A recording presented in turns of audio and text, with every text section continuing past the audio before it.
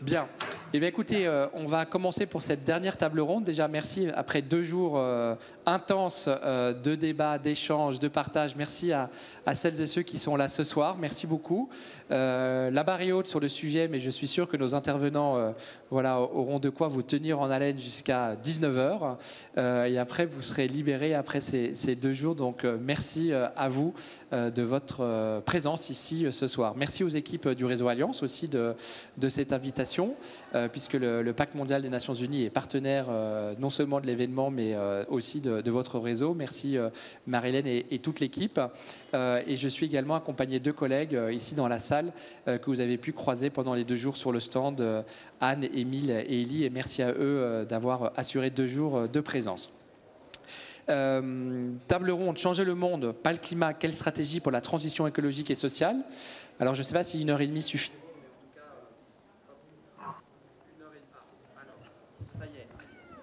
On me coupe déjà la parole. So 1.5 hours on that, and we will have about 20 minutes on questions. So as we go along, you can prepare the questions you will ask later on. And I will introduce you the 4 speakers. Marie-Hélène, I introduce you, Marie-Hélène Foubet, because it's an international roundtable. So Marie-Hélène Foubet from the Alliances Network. Thank you very much, and you contributed very much to the success of the World Forum. Then we have online remotely Laurence Capossel, which is director of CETOP.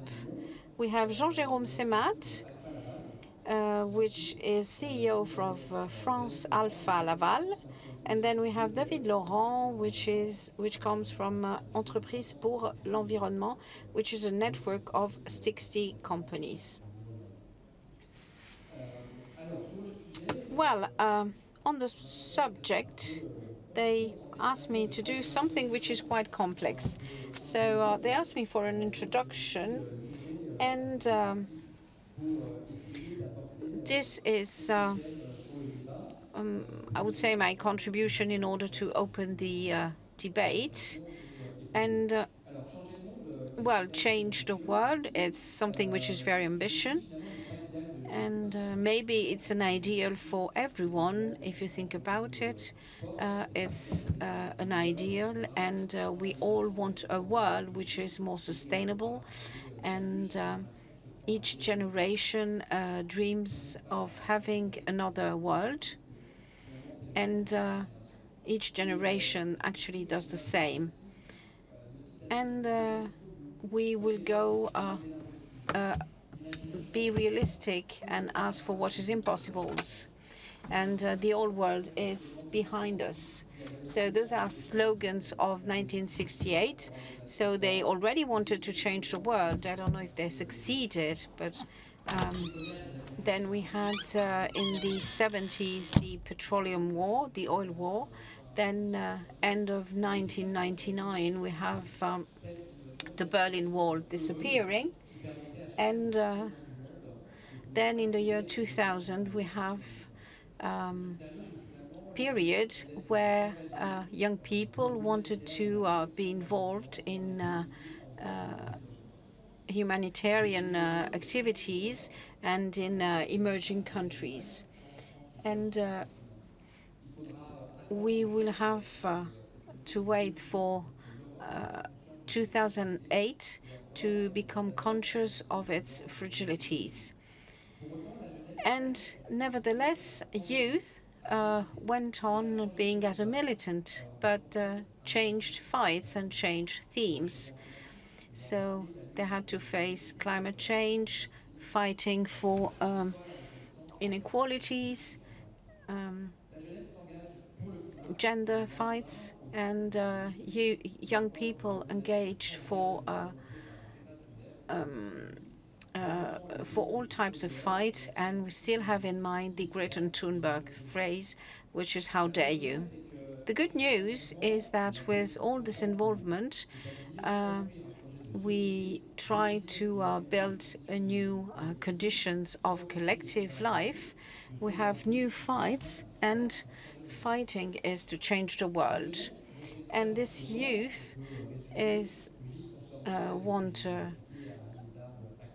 that and youth want to be an actress, an actor of its own future. It wants to write its own story, and it's the generation of the that was present in the 1968 that are still here.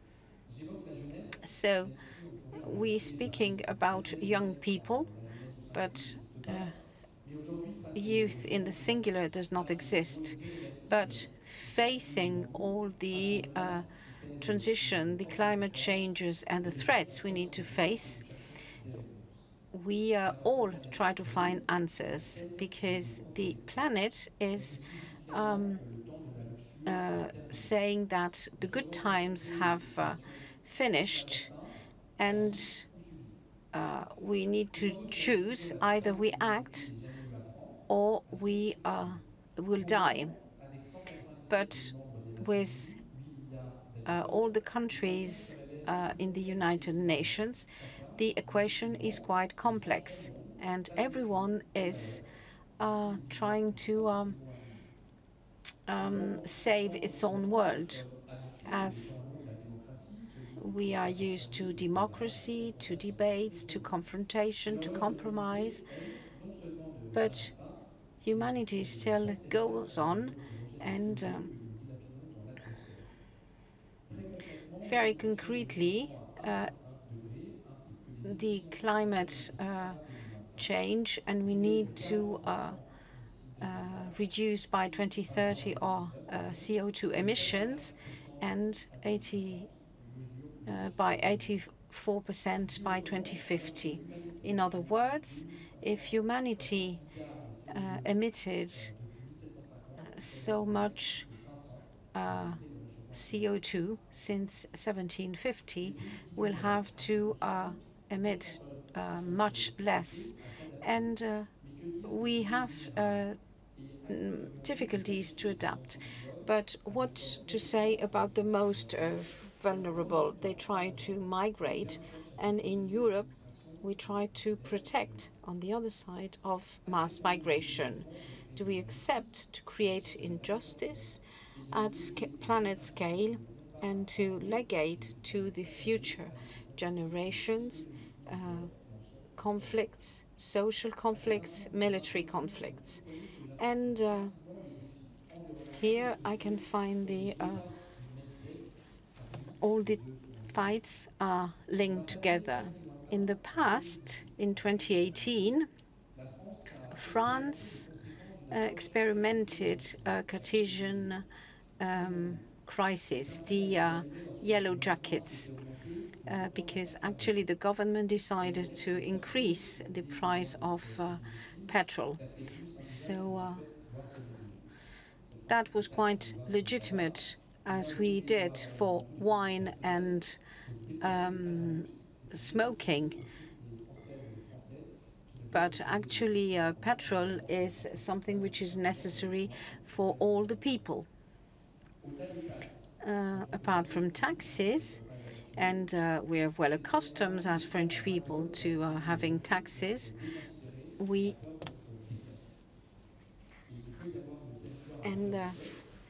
cannot have a territory with different speeds.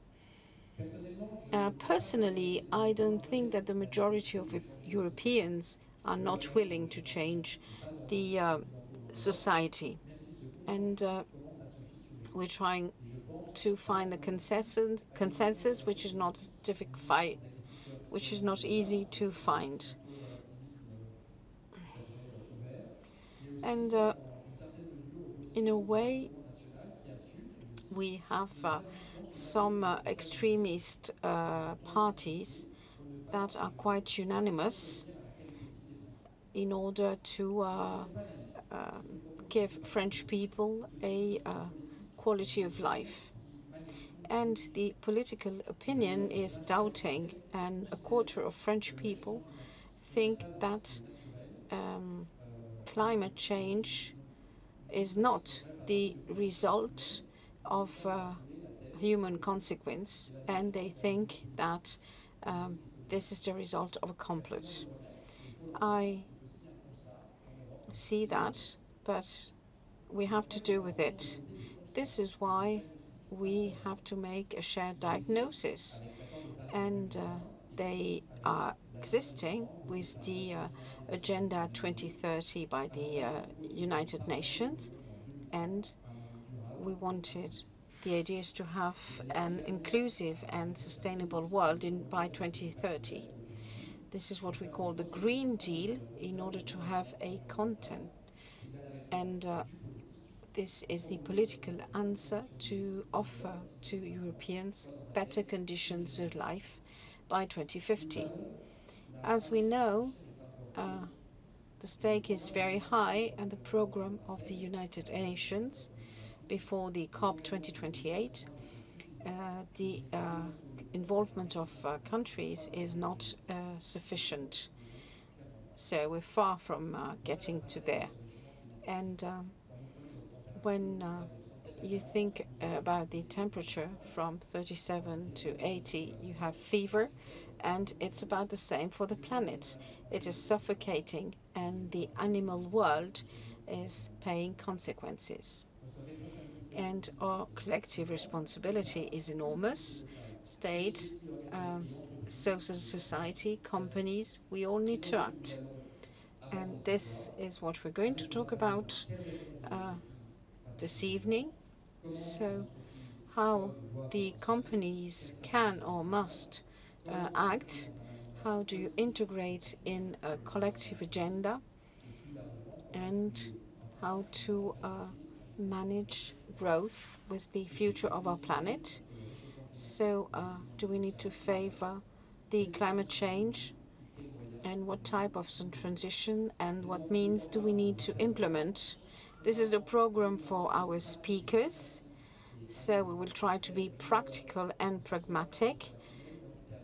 And anyway, thank you very much to be here today with us. So to present your companies, so Alfa Laval with Jean-Jérôme Sema. It's a Swedish company. It's 140 years old with 20,000 employees. And in France, you have 5 sites and you employ 1,000 people. So you operate in energy production, water and pharma, and maritime transport, maritime shipping. And you are in a complete transition at the moment. Laurence Capossel, she's co-founder of Setup. It's a transport company, and it employs 120 employees on the French territory. And it was founded about more than 20 years. 35 years old, and centered on transport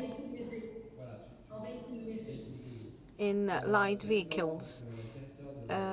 David Laurent in EPE, Entreprise pour l'Environnement. So it's a network of 60 companies, some large companies too. And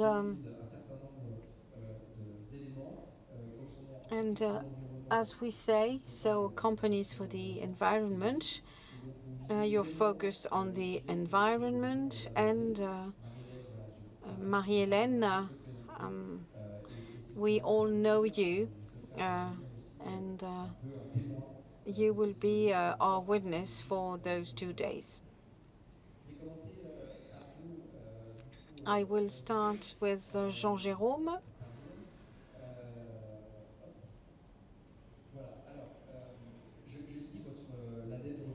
So the DNA of your company is Swedish, and you always say that we say what we do and we do what we say. And my first question is, Sweden is often taken as an example, but you also operate in China, in France, and in the United States, so in very different contexts from different point of views. So how do you manage these different scales, and how do you deal social and economic transition? Well, first of all, we start from the presentation you have made. So either you stop fighting and you stop fighting, or you decide to act. And this is what makes the difference. How do you act? How do you react? And I have the chance to have, we are on the stock exchange of Stockholm with a shareholding which is quite stable. You have pension funds and family funds, Swedish, and those people are working on the long term. So, and the company decided to have a vision, to make a vision in order to support our customers, in order to help them optimize their industrial process. And things really changed at the beginning of the COVID. And the company decided that we know what we know to get rid of, which is carbon. We have our own science, so what are we going to do?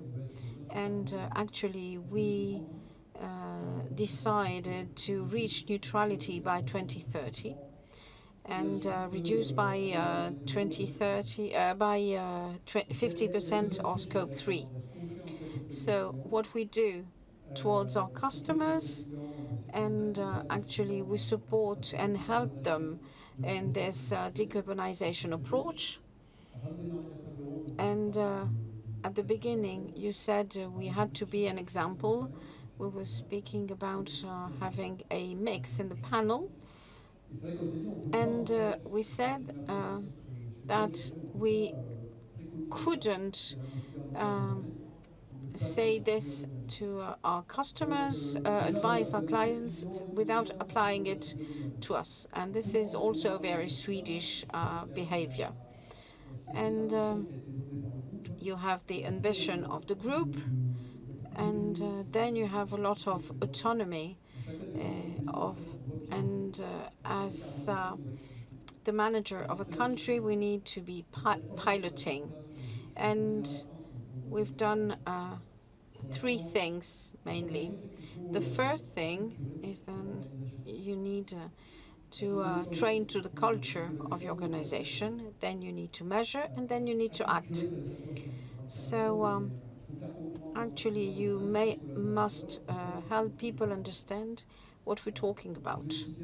And we spoke about scopes 1, 2, 3. Other people don't know what it is. And even for me, at the beginning, I didn't know very much about it. And I've been learning very much in the last 2 years. So how do you share these diagnoses? And we started by working on some smaller sites. So technical and commercial teams, so those in contact with the customer. We had a fresco with climate, and you have people know it, and they say, okay, we know, we got it, now when are we going to act? And those who are learning everything. And so we start by the human being, and then we have the different pillars with agriculture, energy, constructions, buildings, etc. So we actually were giving a purpose and to our customers. And then we organize some short trainings, which is general culture, about sustainability, which is not only decarbonization, it also deals with care, safety for people and staff, but it's also not having people, not having children working on sites, etc. So all those aspects. This is the first point. So we want everyone having the same information, and then we need to measure it. Then what was the reaction of the staff? So they're pushing you to act. They're angry. They decide a few things together. For example, 5 years ago, we were drinking coffee in plastic glasses, and I had people coming from the maintenance said, "Well, stop it." So they didn't ask any steering committee; they did it themselves.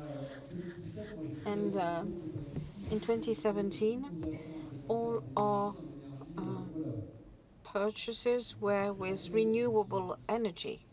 It was a personal decision, and everyone was acting on his own. We put water fountains, but this was actually peanuts. So we decided to measure it, and we were helped by BPI, and we created an action plan that was called Decarbon Action, and the final cost was 6,000 euros. And we had a team of experts helping us with and creating scope 1, 2, and 3. So I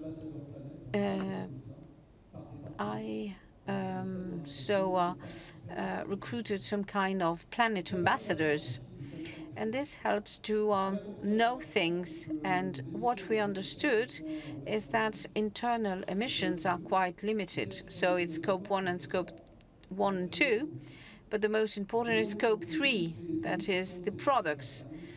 So, for example, pumps, vents, and they have in titanium and other metals. So the majority of emissions is on scope 3. So with 44,000 tons of emissions, only 4,000 tons are in scope 1 and 2.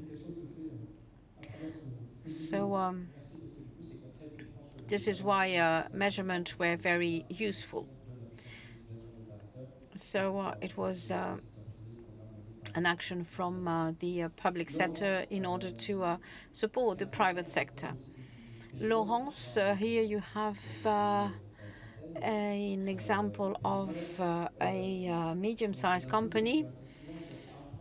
You generally insist on one thing, on sustainability. So you have your convictions, and then what you're being asked by the larger groups. So today we spoke about scope 1, 2, and 3. So and now we need to act. I would like you to explain, as a medium-sized company, how do you assess this, and how do you communicate this or diffuse this in the company? And well, so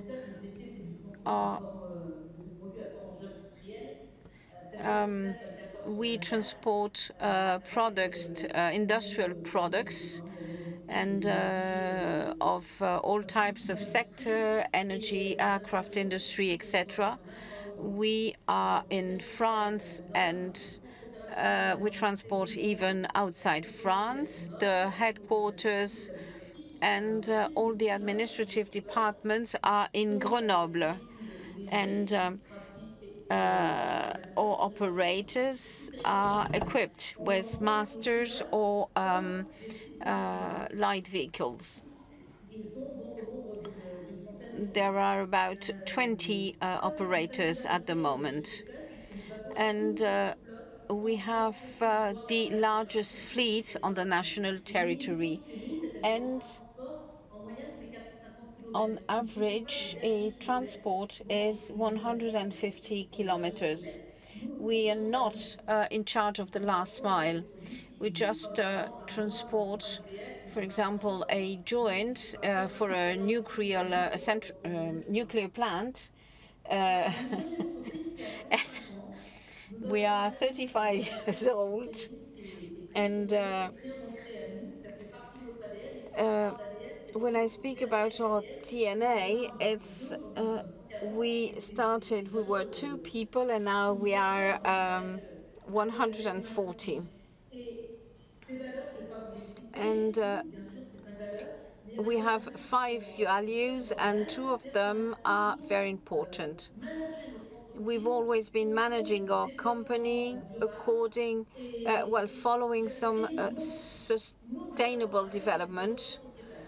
And I have also thought about the social development, because I thought the human part is it's very important. And we've always been developing the company following those 2 values. So when we analyzed and we explained the climate change, people knew about it. And in going back in 1992, we started buying a vehicle, and we had transformed a thermic vehicle into a P&L car. And then, little by little, we transformed all our vehicles. All the pilots are trained to eco-driving, and we support and we help all our pilots.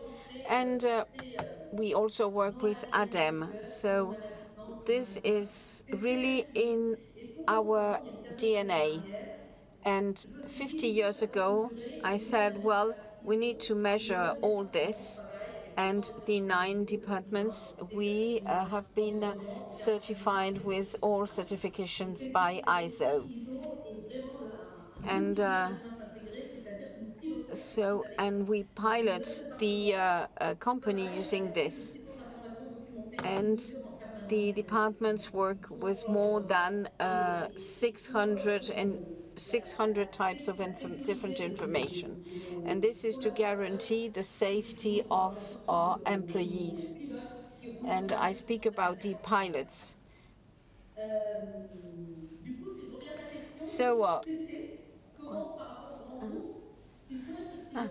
So if we think about the large groups, how do you make the link between your ambitions, the ones of the large groups? And today we have some regulatory frame, and you have your involvement. So how do you do in your company? So management by values, we measure using ISO, and then we have the 17 objectives of sustainable development. Those objectives, you find them in the whole of the company. And with customers, we have 3 categories of customers. You have large groups that are quite advanced and that are asking questions. They're curious. They send us surveys. We have companies that just doesn't say a word about it. And here, in this case, we talk about sustainability to them. So the ones that are more advanced on that are really, we talk very much about it with them, and we on that we add all the ISA indicators in order to show the impact. And then you have large groups that just don't speak about that. And the paradox is that as we was having taken part into the World Pact, and I participate in many workshops, I see all the CSR directors of the large group. But sometimes between working on the world group, and we see that we have, for some large groups, it's quite difficult to go on the subject, and sometimes there's a so CSR which is very much involved, and then the buyers that are not so involved. This is a transition to David. I would like to know, you have a 360 degrees view over these large groups. How do they interact with you? I mean to say, around the transition and environmental and social transition. What do you tell them? As I said, very often in France we work in silos within the companies, like purchasing and CEO, but the subject we're talking about are global. So how do you tackle these subjects within EPE network? It's a very interesting question, and it will thank you very much. It will enable me to tell you a story. It's a club of big, large corporations, 60 members. I see some of them. EDF, Crédit Agricole, Schneider Electric, Société Générale, Crédit Mutuel. So that's this type of profile. Like the CAC 40 index. When we think we are companies for the environment, so this is really our starting point. When we watch what happened in the last couple of years, it's interesting. The attention was raised by the COP Paris Agreement. Carbon neutrality, there are objectives, measures for the CO2. So it's interesting. We see that we can steer, it's pilot tests, the public policies set up. So there is a framework. It's easier to launch something. With our members, we ask ourselves, what does it mean for France? And we worked a lot between 2016 and 2019 for the application in France. It took us 2 years, and we published a ZEN report, Zero Emission Net.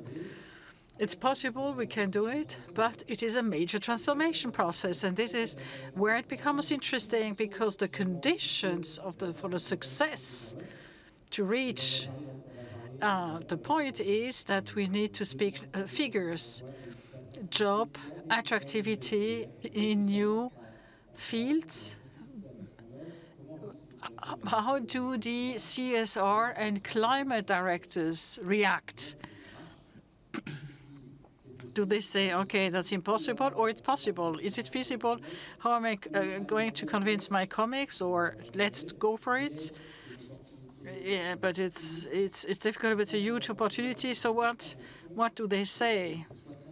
What are the direction of those 60 directors? We might say it's easy, but everybody Everybody has his own perception of the subject, isn't it? So how did you react?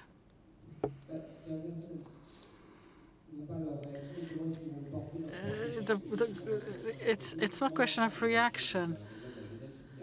The young people tell us it's just easy, you just stop to drive, you stop to fly, you just stop to stop. But the company says, how do I work then if I don't have the... So how do they react to that? It's companies, they're pragmatic. Where do you want to go? What do you want to reach? What kind of investment does it mean? Is it R&D changes? Do we need to change the markets? Companies answers to stimulations when they tell them its context. It's the use, it's your future employees, but it's the market who's going to change. Then it is interesting. It draws attention. The directors in charge of CSR are very prospective. They want to know. It opens up ears and eyes, and it allows the company to think, sit back and think about their own context and environment, to drive the context and the transformation. The different commissions will be and committees will be listening to them. The company needs to know of all large groups. There are huge vessels. They need a lot of time to turn around. They know this. Therefore, this dimension they need to anticipate. So it's a very specific dimension. It has social and environmental subjects because they are understood as external stimulations. We'd like to say something. Yes. Is it complex? It is terribly complex. We need to measure that there's a huge complexity. What we're living is an industrial big bang for all sectors, all industry. It's really, really complex. It's not something you do by snapping your fingers. Let me come back to what is, we are all convinced here in this room. That's great. You segmented your customers a third. But what I looked at in the last 2 years, it's two factors. One, the energy, the cost of energy. It's a wall. It's exploded. When I talked about decarbonization, I said, don't speak about decarbonization. Speak about we have solution in order to help you do savings in terms of energy. You can decarbonize on top of it. It's very pragmatic. Second thing that changed, we don't speak a lot about water, but we had a problem around water. The industrial clients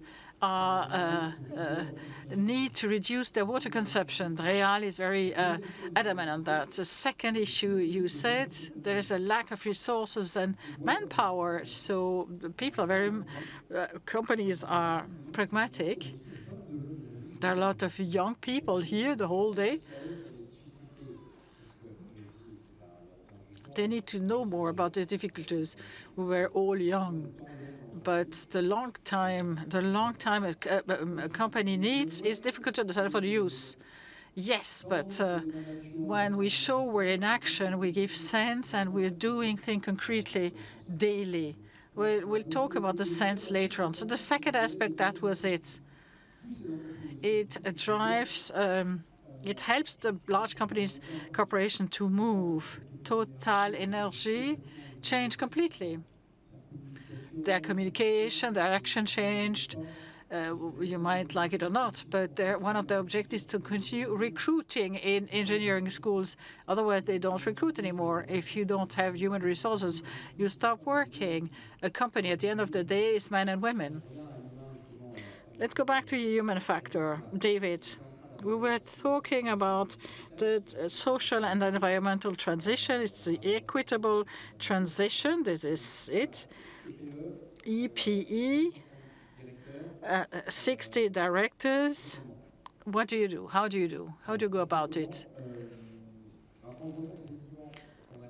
When we once you understand it is an economic, industrial, major transition and transformation, it is also a social transformation. There is an entry point that is environmental, carbon, but at the end, the implications will be social and economic. It obliges the company to move on to new fields where they're not used to be. We are talking about social elements, and it was not in our DNA at the beginning. So this is something we need to be aware about. It is an important transition, therefore it will not happen if there is no social cohesion, because changing something, you need to do it together. It opens the door to lack of equity. If there's too many lack of equity, the company will not be able to transform. We need, therefore, to link these subjects to each other and to say these 17 subjects, we don't take them solely, we take them together. It's per profession, per trade, and it's going to be structuring. And so it's up to the working conditions or questions around the products. What products do I sell? To whom do I sell them? What's the added value? Where do I need to put some effort in terms of R&D on which subjects, like human resources and natural resources? We will have a problem in supply and the availability of sharing resources, and therefore a decrease in material. How can I change my business model in order to answer the needs of my customers and of the individuals? So therefore, I need to rethink for what do I do for whom? And this is social subjects. It is this environmental constraint, the limit of the planet, and we need to rethink the business model and therefore the final goal of the company and its products. Laurence, we are talking about transformation. You talked about ODD. ODD are very often seen as something technocratic belonging to the state, but ODD belong to the company. What would you say along those lines, as David said, when it comes to the ODDs in the company? We have social ODDs, we have education, job availability, and the ODD 13 around climate change. And very often the company feels rather comfortable in ODDs. It knows like resources, climate change, and so on. But it's more than that. It's 17 ODDs that are interdependent. So how can a company take ownership that are non-identified? And how does it articulate with the own goals? When I discovered those ODDs, what is it? What does it mean? What stands behind? There are 169 targets behind it. So we worked on those targets before I reflected. The first objective is no poverty.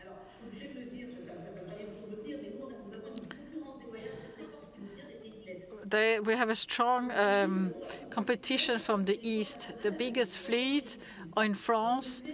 So we're creating jobs in the regions.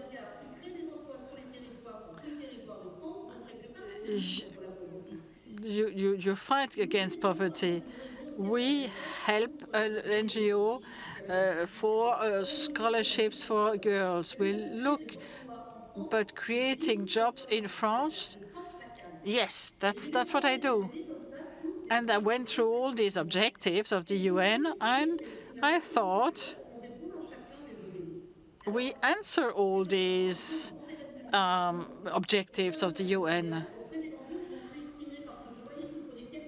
I discussed with them, and I saw they selected some of these objectives. Maybe I'm wrong. And then some CEOs or directors told me, you're right. It's an interesting point of view, and we should do the same. That I like to hear that. Some really correspond to my core of my business. Some are byproducts, and other are just for instance, not using any plastic glasses anymore. It's not a lot, but it's a step, because we had the same problems. Even if we gave them to whoever we need to make sure they're not here anymore. That is good. So I knew it is only a drop in the ocean, but it's a drop. And if we all do a drop, then it's going to be rivers and big rivers. And all our staff are sensibilized for this. Réseau is linked to these SDG, Sustainable Development Goals. We find them again in the job description, in the agreement between companies.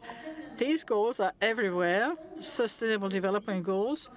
And it's very positive because it's a common way of thinking, and it's external, and inter-companies. And when we show other companies the SDGs and their missions and what the impact is on our objectives, whether it created jobs in FTEs, the number of missions, how much CO2 we developed because of their missions, then it is very useful. It's a worldwide language. I met Mauritanian ladies the other day during a colloquium like today in Grenoble, and they wanted to talk to me because they were lawyers in Mauritania, and they say, yes, we use these same objectives,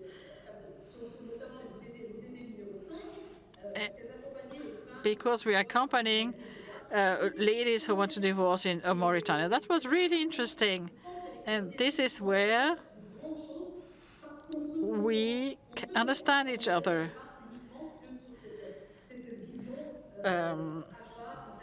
Because it's not anymore a target, profitability, purchasing, and so on. It goes beyond. It's a transformation agenda, isn't it? Social and environmental. Therefore, a question to you. Is a company, is it something that is politic? We're talking about changing men and women, changing organization. It is more and more becoming politic. This is my personal experience. 197 countries, different cultures. So when I think a company is politician, and a company needs to take care of those questions because it will have a repercussion on the company. It's always economy and social are linked, are always common solutions. Maybe I'm a little bit old-fashioned, but I think this is just very much, even if we need to transform, they are very much linked, interlinked. Do I answer your question? Yes, you do. There is another thing I wanted to say, if I may. Because there's an interesting group here. Jean-Pierre Leta yesterday spoke about zooming and de-zooming. On CSR Europe, there was a Ukrainian. We are the only association, regional, represented at CSR Europe. They all have a CSR platform, in the only association represented is Réseau Alliance. Thank you to the founder, because after 30 years, here we are. Why do I say that? If there are some companies who would like to be members, please come and join us, because it's important to have this local aspect in the local area. And second, I would like to thank you to be here, but to be able to participate in the evaluation of the SDGs. And we are very, very happy to be able to participate, even though we are not Parisians. Thank you very much. And I'm happy to see that some of our remarks were pointed out in the final report. We're very positive. Thank you very much. Applause, applause.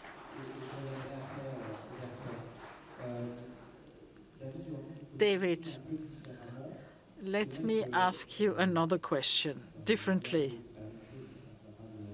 When we talk about CSR, sustainability, there is the compliance, tick the box kind of approach.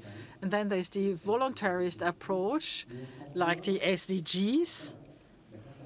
And sometimes we see the contradiction. There's a dichotomy. We do just the compliance, and Europe is just short term with very high standards. Why should we do this voluntarily? And we see it's difficult because Walt Disney was very much avant-garde, and now receives a boomerang, and it's very violent. And at the end of the day, they are told at the end of the day what counts is business. So when looking at your companies and networks prism, is it interesting to be? Does it need to be voluntary? Subjects are very complex. There's biodiversity, oceans. All of the subjects are very complex. It is linked. At EPE, we are a club of good practices, so we're not active on the legislation. However, we usually look at the good practices to voluntarily, and it encourages the action of the public services.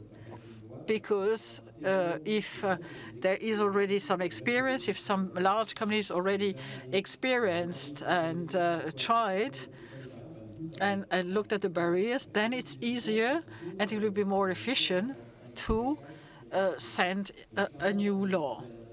There won't be any blockage. So there's a synergy here. Second, some subjects are emerging, and they're complicated, complex. And sometimes it means that it needs to be clearly stated. Since 3 or 4 years, we see that the public services asking the companies to take on some obligations voluntarily. It's not very clear whether it's always free, but in any case, it's the same applies in the marketing, for instance. It's interesting. It's an interesting dynamic. It is another example is the free packaging, reducing packaging, and same applies to biodiversity. It is a subject that is extremely complex. The CO2 ton is clear, but the biodiversity has no clear definition because it's very local.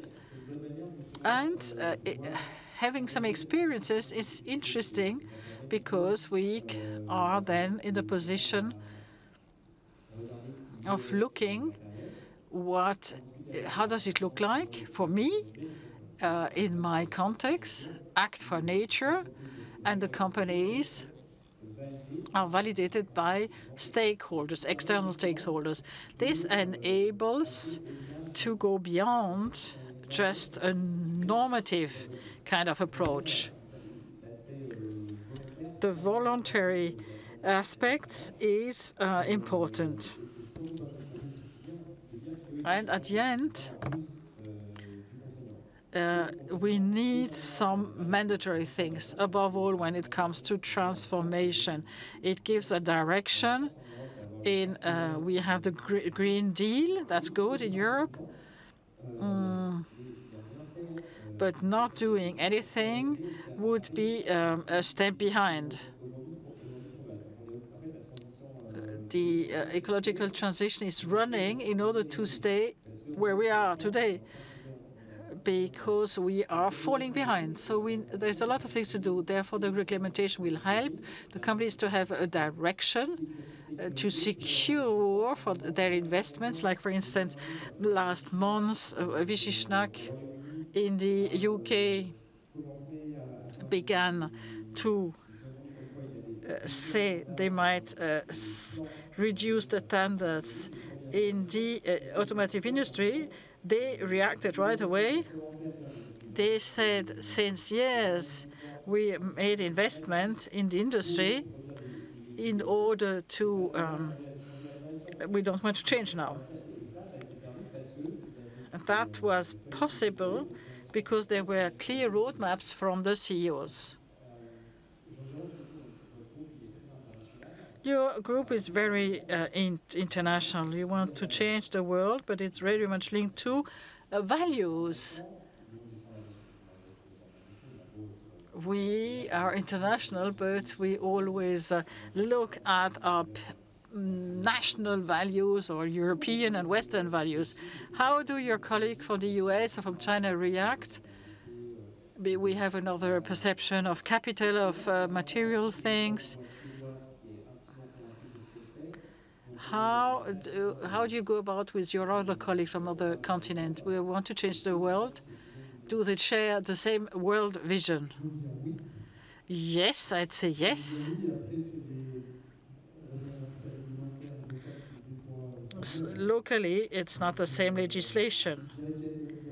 I think that there are two aspects. One is internal and external.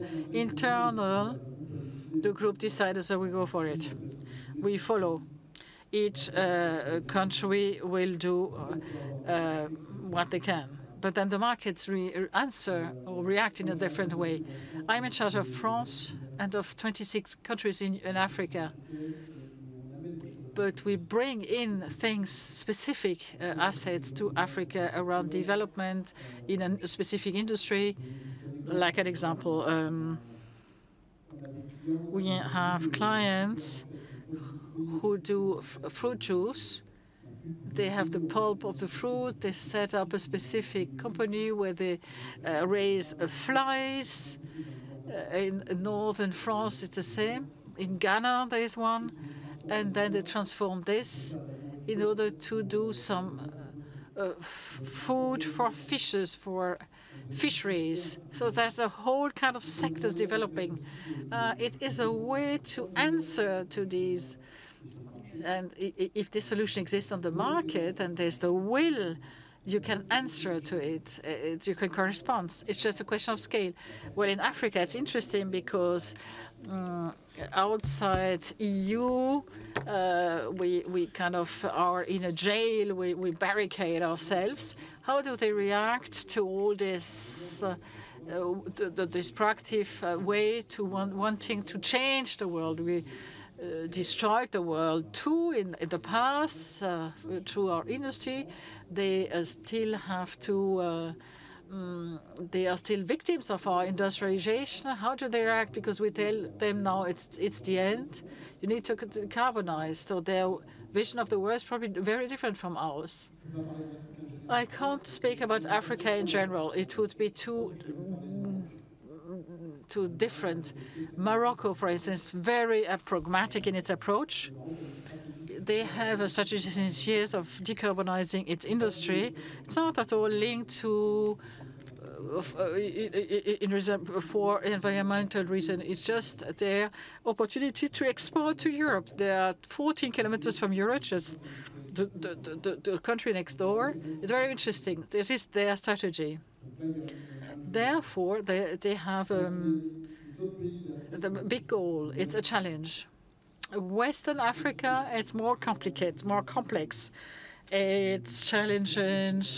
It's survival for the company, for the society, for the population.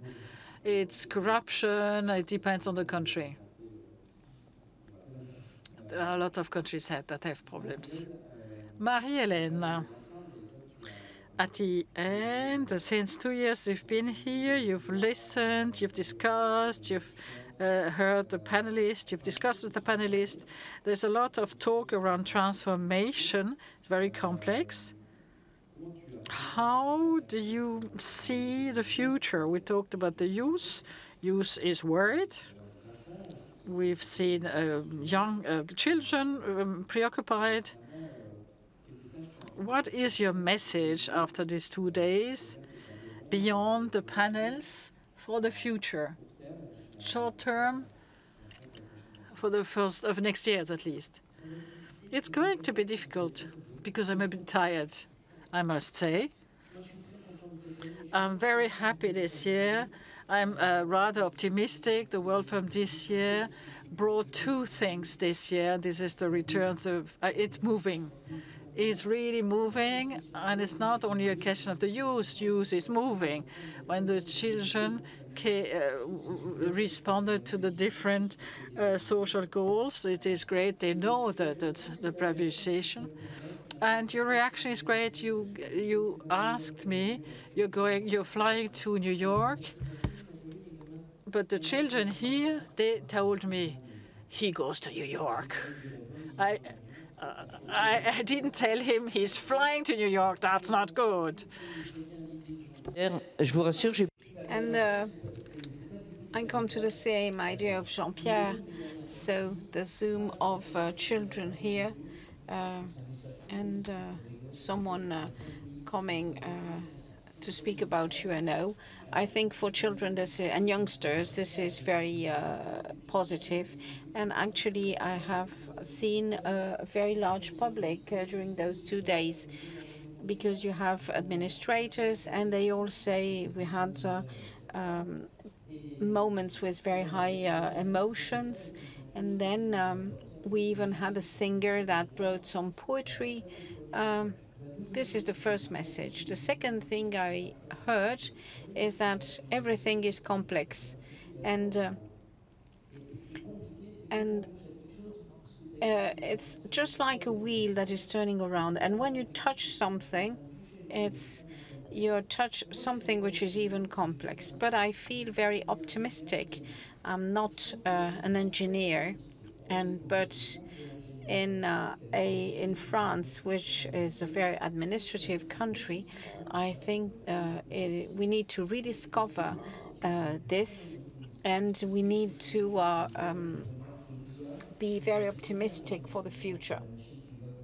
And they told me, okay, well, it's not machine that it's going to manage you. And the third message is that we decided to focus on climate the first day, and then, but the plenary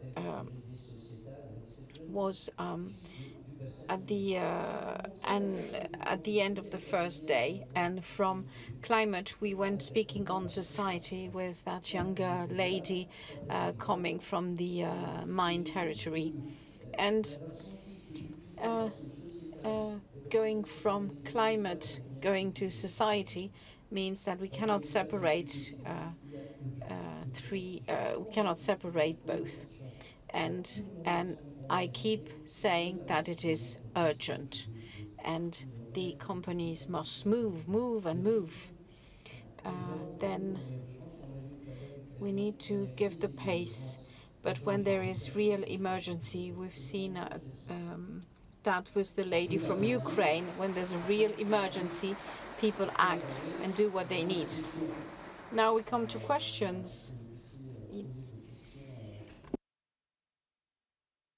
And maybe we have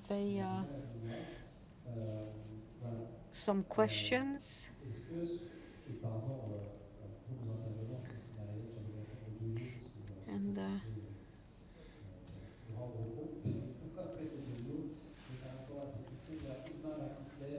And can see someone's raising his hand.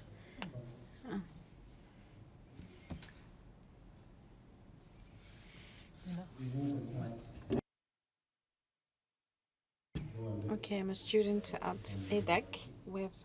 I'm here with other students, and I have the following question.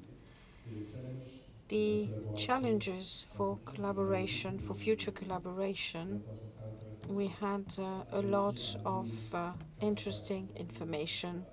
How did we achieve decarbonization? But we didn't have many examples on collaboration in order to avoid people lagging behind, and how can we act it on the future. And I would enlarge the question to the role of society. It's something we talked about, but not very much in depth. So it's important to insist that either with the Paris Statement or the Agenda 2030, the international agreements, it's a state going first, and then the citizens are asked to put into practice. So sometimes we find it very destabilizing. And maybe a second question, please. Hello. Well, stand up. I'm also at EDEC. I have a question for Alpha Laval. Could you tell us how you managed, how the decarbonization of your activities had an impact on your activity? Well, I will answer you in two ways. Performance is due to men and women in the company, and we have an involvement rate which is increasing from year to year, and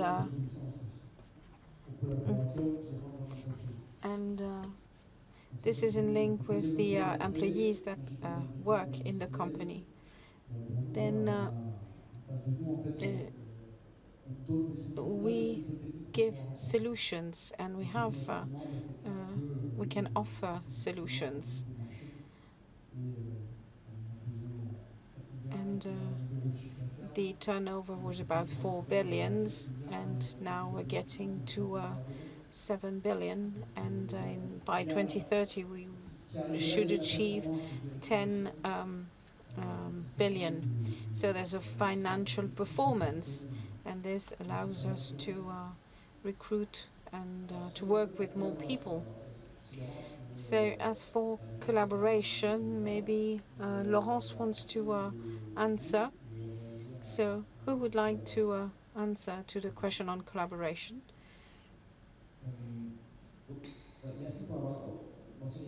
So thank you. I think this question is interesting because transformation is huge. We all know, and everyone can do one small bit. So actually, it's something we'll be able to control, and a number of things that we won't be able to control. For example, in the companies, we have the purchasing department. There, we won't be able to manage and control directly. So we need to use and give them tools, to give them incentives that they need to include in call for tenders, etc., in order to valorize all this. And there's a second point.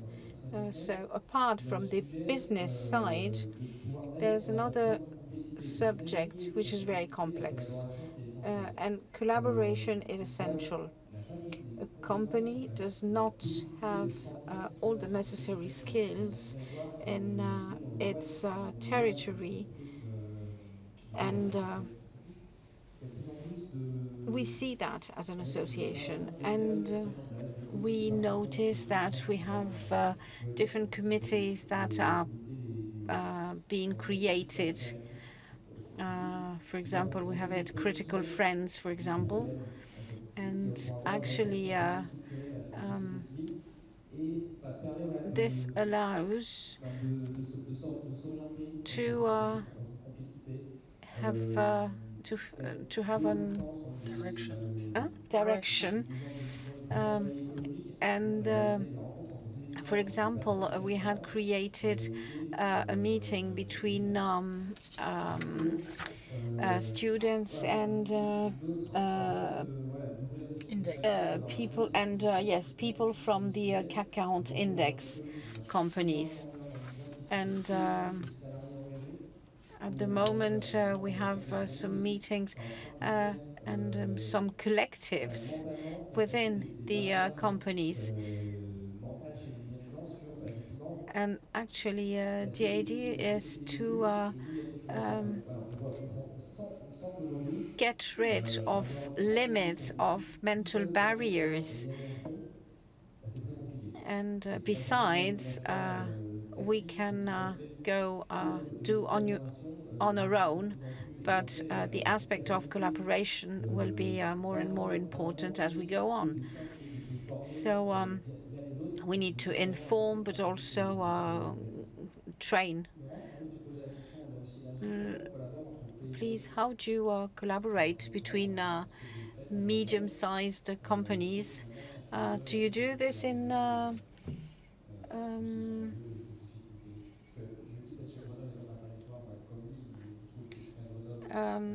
do you do this in Grenoble?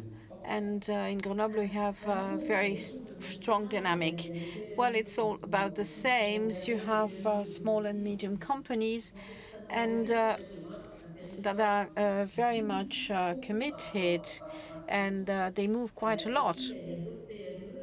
And then you have other small and medium companies that are in advance and are interested, and they need to be supported. And then some others just reject it. They don't want to speak about it. But you have different categories, and this is why we still have a lot of work to do. And it's the small and medium companies will be impacted. But in Grenoble, you have the MEDEF, which is very much committed. You have it's a territory where you have strong actions that are carried out. So what does it generate in your territory? We spoke about collaboration. On a specific theme, on a specific issue, what do you do? Well, it's not very simple. It's not because you're dynamic that, for example, when you speak about partnership between suppliers and customers, it's not so simple. But you still have, I see that in my company, in my sector, we still have this, those cheap and less cheap. Cheap. Les mieux disant of cheap and Cost. Money. no, but it's not very difficult. Well, the price is the most important thing, actually, the central point. It's a very concrete example in a company.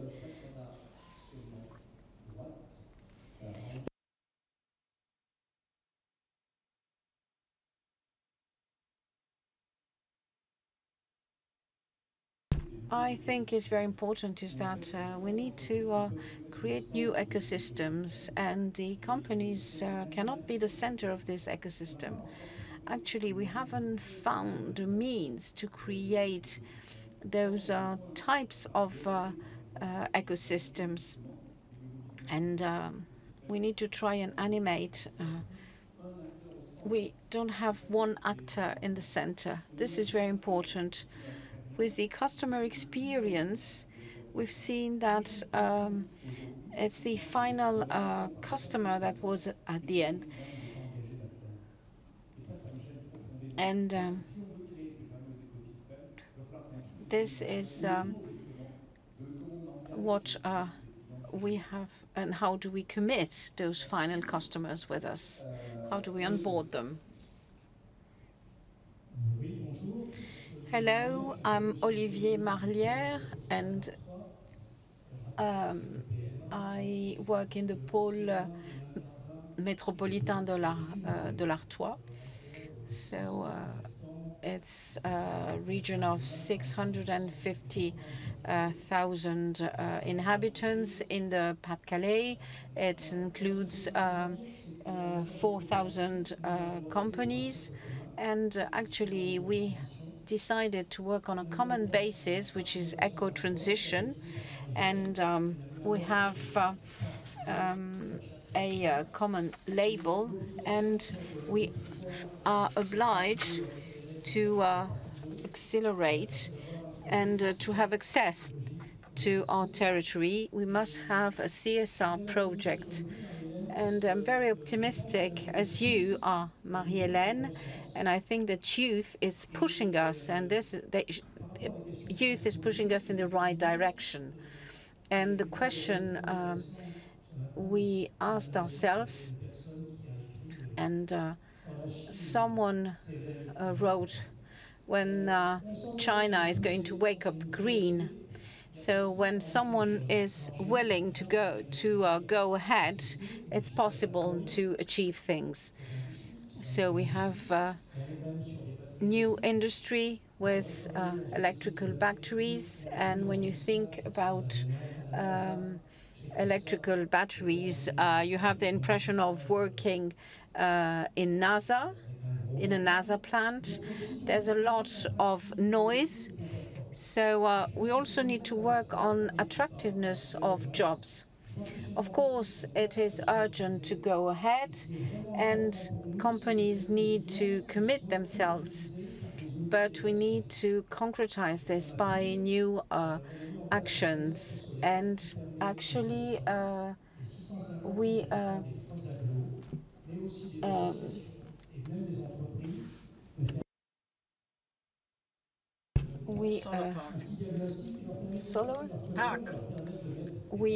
created a solar pack that allows to put some solar panels.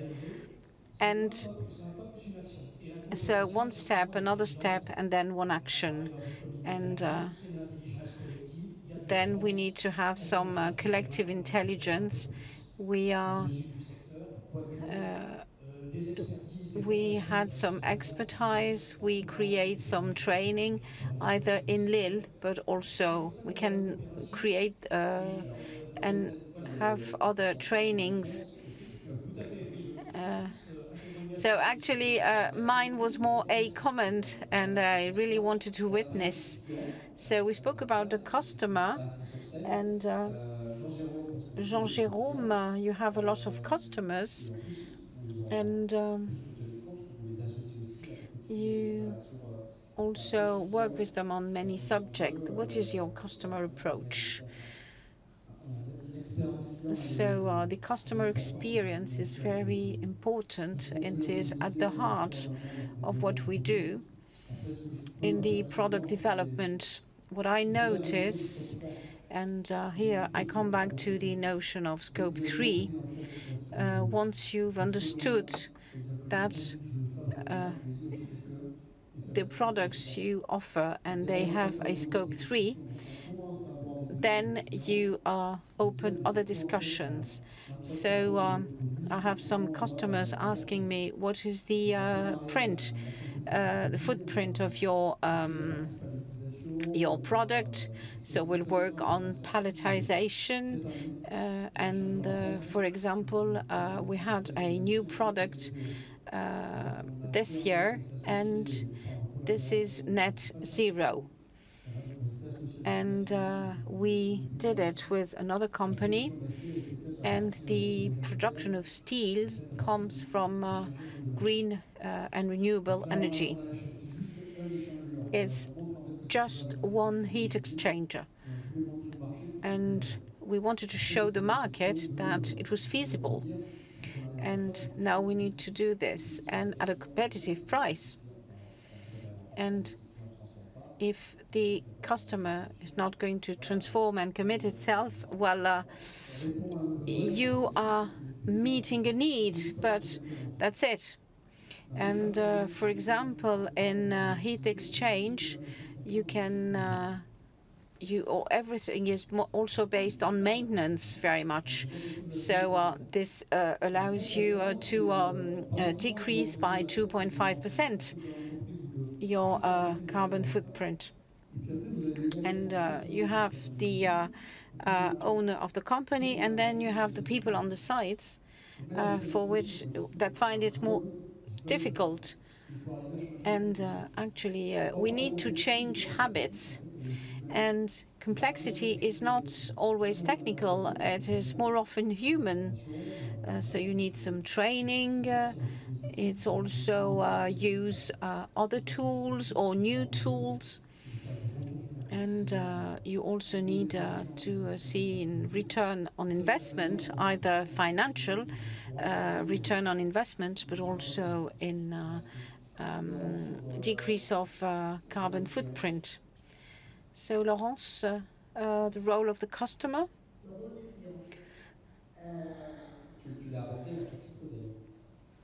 Well, you spoke about it. So, the role of the customer in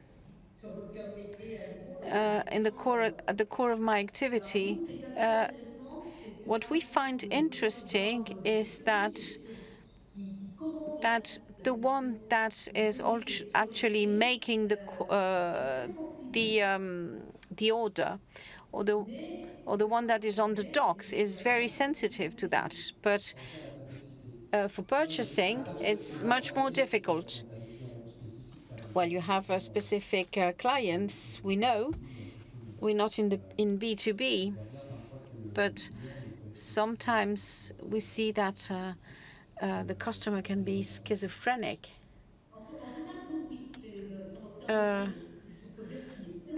Yes, for example, I wrote what is the result of ODD? Well, actually, they gave us a lot of energy, but sometimes they can be frustrating because it is difficult to make people understand that you can drive in France and you need to change a lot of things as for environment and society in France. But we need to make the change, and transport is a part of a chain of production. So we need to act. Maybe a last question? Maybe.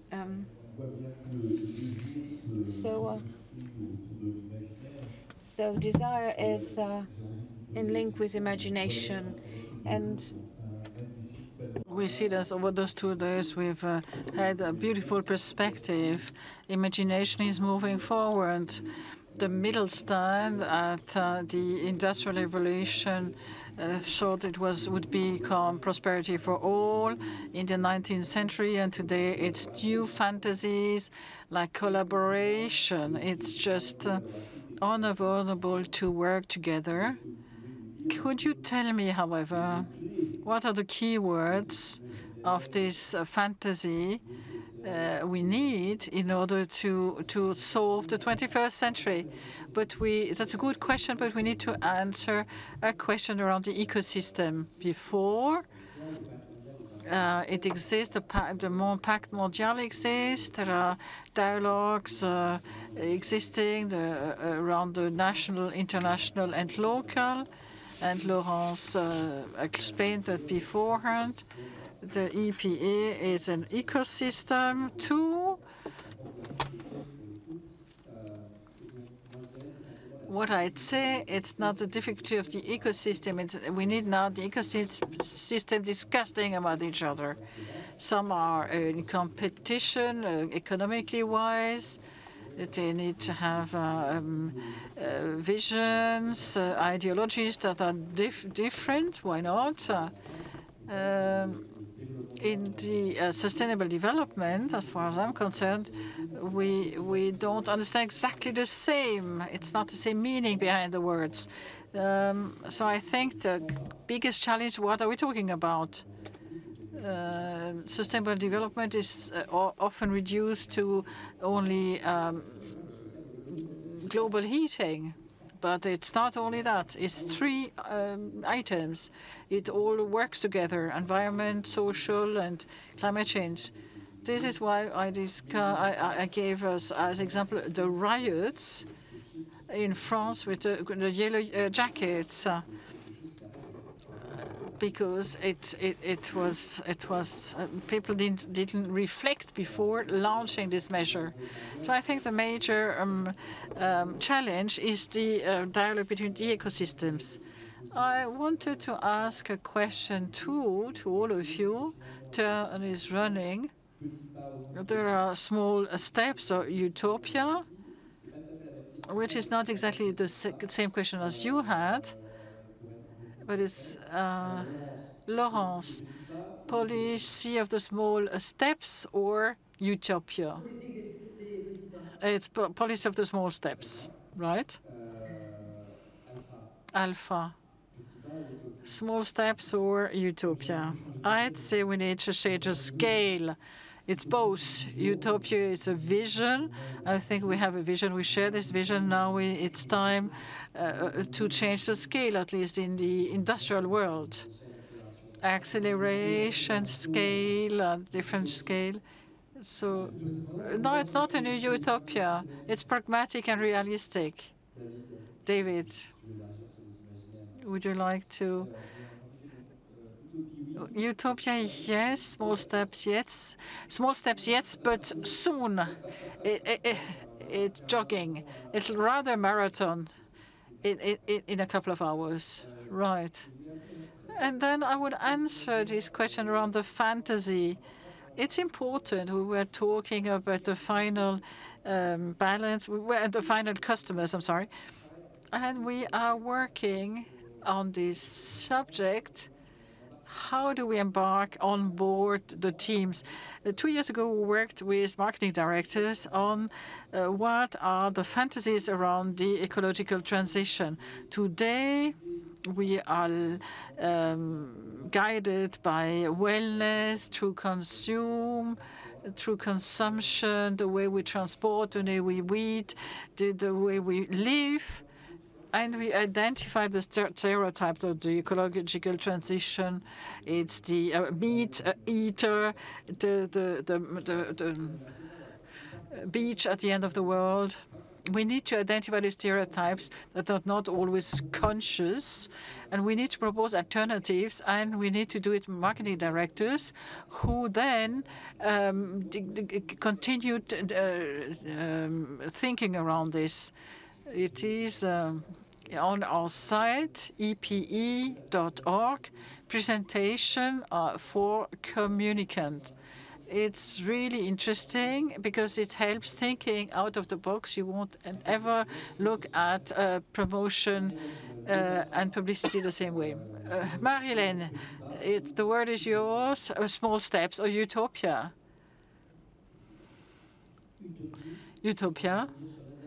And then the lady from Ukraine, we have a dream that we can breathe fresh air. Applause to everybody. Congratulations to all the teams, the organizers. It was really a great job. Thank you very much to our speakers, to Laurence in Visio. We're going to call Jean-Pierre Le Tartre now, Adrien, for the final round, for a couple of words at the end. And the panelists, we all leave the scene. No, remain seated, don't worry. Madeleine, please remain seated. Adrien will talk. We don't know Adrien, but he's the doer of the team for this forum. He directs everything. He guides everything. He creates contact. Adrien would like to say a couple of words. Thank you very much. I wanted to thank all the teams of the Alliance Network who really helped me for the well organization of the forum. They were very much mobilized since a year. It was a great job. I wanted to thank and all the benevoles from the schools. We need them to be able to welcome you here easygoing. I wanted to thank our partners who finance and fund and the associated network who enabled us to work on all these sessions. We had more than 50 sessions over 2 days. Thank you very much to all of them. And then our suppliers, especially La Cité des Échanges, it's the first time we're here. Thank you very much to the teams here and all our suppliers, Axéo, the Régie. We only had positive returns over those 2 days. What we could add, we will certainly debrief, but we'll say 2,512 people who actually came, 52 children. That was really impressive. It was, they did not badge, but they made a lot of noise. And 150 speakers. So when we talk about massification, it shows that massification is impressive. I wouldn't like to summarize what we heard these days. However, we entered the World Forum is 17 years old. It's entering a new site, a new step, new phase, and it will enable us to go further and higher. Thank you very much.